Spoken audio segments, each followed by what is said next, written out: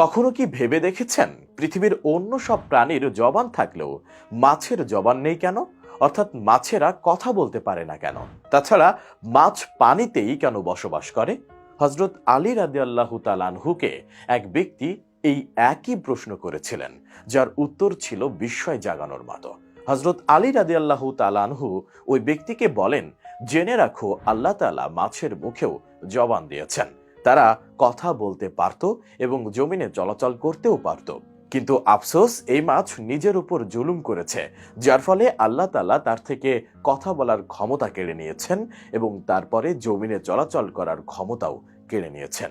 পরিপূর্ণরূপে তাদেরকে শুধুমাত্র এক জলজ প্রাণীতে পরিণত করেছেন।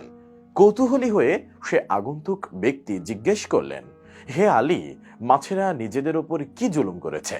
হযরত আলী রাদিয়াল্লাহু তাআলা আনহু উত্তর দিলেন, যখন আল্লাহ তাআলা হযরত আদম আলাইহিস সালামকে সৃষ্টি করার পর সমস্ত ফেরেশতাদেরকে নির্দেশ দিলেন যে তোমরা সকলে আদমকে সিজদা করো, সমস্ত ফেরেশতা হযরত আদম আলাইহিস সালামকে সিজদা করলো, কিন্তু ইবলিস আদম আলাইহিস সালামকে সিজদা করতে অস্বীকৃতি জানালো।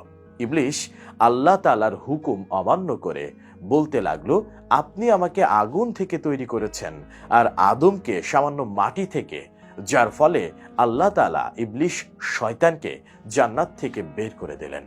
ইবলিস শয়তান জান্নাত থেকে বিতাড়িত হয়ে অভিশপ্ত এবং কুৎসিত রূপে দুনিয়ার জমিনে এসে পড়ল এবং চিৎকার করে জমিনের সমস্ত মাখলুকদেরকে বলতে লাগলো, সাবধান, মানুষ এসে পৃথিবীর বুকে জুলুম অত্যাচার করে বেড়াবে। সেই সময় মাছেরা পানিতে চলাচল করতে পারত এবং জমিনেও চলাচল করতে পারত। তারা উভচর প্রাণী ছিল। তখন মাছেরা কথাও বলতে পারত। ইবলিস শয়তান সমস্ত প্রাণীদের মধ্যে সর্বপ্রথম মাছদেরকে কুমন্ত্রণা দিল।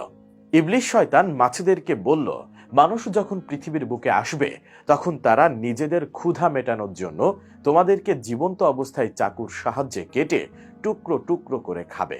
মাছেরা যখন একথা শুনল তখন তারা সমুদ্রের অন্য সমস্ত প্রাণীদেরকে মানুষের ব্যাপারে এ সমস্ত কথা বলল। মানুষের বিরুদ্ধে সবাইকে একত্রিত করতে লাগলো, যার ফলে আল্লাহ তাআলা মাছদেরকে কথা বলার ক্ষমতা কেড়ে নেন এবং মাছেরা জবানহারা হয়ে গেল।